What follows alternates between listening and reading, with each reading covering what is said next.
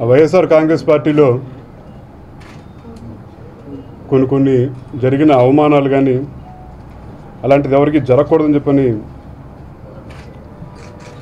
నేను కోరుకుంటూ ఉన్నాను. నేను నా తండ్రి విగ్రహావిష్కరణకి వెళ్తే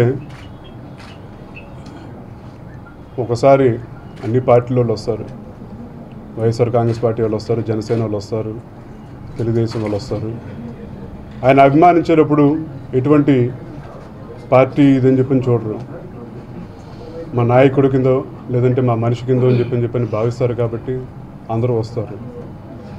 అలాగే నా తండ్రి విగ్రహావిష్కరణకి వెళ్ళటానికి నేను ఎవడ పర్మిషన్ తీసుకోవాల్సిన అవసరం లేదు.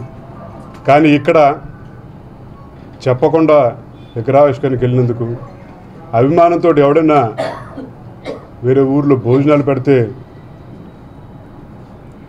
నా అదృష్టం కొద్దీ అంటే రంగగారు అబ్బాయి కిందని చెప్పి నేను చూశారు కాబట్టి రాత్రి 11 కూడా అంతమంది కుర్రోళ్ళు కేవలం భోజనం తీసుకెళ్ళటానికి అని చెప్పి రోడ్డు మీద ఆపి తీసుకెళ్లారు.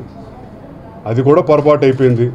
అక్కడ లోకల్ కన్వీనర్కి చెప్పలేదని చెప్పంట, లోకల్ ఇన్ఛార్జి చెప్పలేదంట. విగ్రహావిష్కరణకి వెళ్తున్నట్టు అసలు అది అభిమానంతో డబ్బులు పోగు చేసి కాదు, అభిమానంతో జోబులో రూపాయి తీసి ఖర్చు పెట్టి అతను విగ్రహం పెడుతుంటే నాకు మా రంగగారు ముఖ్యమని చెప్పని పెడుతుంటే నేను ఎవరి పర్మిషన్ తీసుకోవాలో ఒకసారి చెప్తే బాగుండేదేమో. ఆ రోజు అసలు తీసుకోలేదు. తప్పు అయితే మీ పార్టీ రూల్స్ ప్రకారం నేను చేసింది 100% తప్పే.